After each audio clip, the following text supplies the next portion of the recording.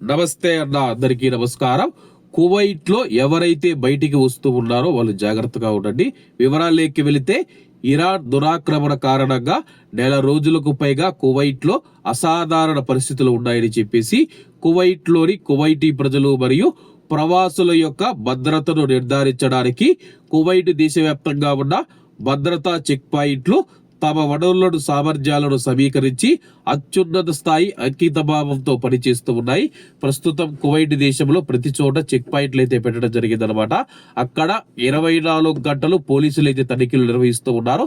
Kuwait లో ఉన్న Kuwaiti ప్రజలు కానీ ప్రవాసుల యొక్క భద్రతను నిర్ధారించడానికి ఈ యొక్క తనిఖీలు అయితే చేస్తూ ఉన్నాము. చాలా మంది పోలీసులు ఎక్కువగా ఉండడం వల్ల బిల్డింగుల దగ్గర, దవార్ల దగ్గర చాలా మంది పోలీసులు ఉండడం వల్ల చాలా మంది భయపడుతూ ఉన్నారని చెప్పేసి, ఏదైనా ఇరాన్ డ్రోన్ దాడి చేసిందా, మిసైల్ దాడి చేసిందా అని చెప్పేసి చాలా మంది భయపడుతూ ఉన్నారు.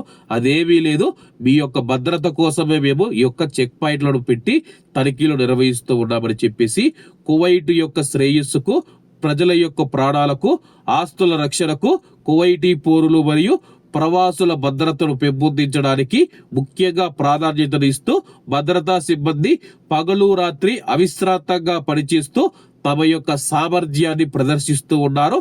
పెంచిన భద్రతా ఏర్పాట్లు కేవలం ముందస్తు జాగ్రత్త చర్యలలో భాగమని చెప్పేసి, జాతీయ భద్రత అత్యంత ప్రాధాన్యత కలిగిన అంశమని చెప్పేసి, దాని విషయంలో రాజీ పడే ప్రసక్తే లేదని చెప్పేసి కువైట్ మినిస్ట్రీ ఆఫ్ ఇంటీరియర్ ప్రకటించింది.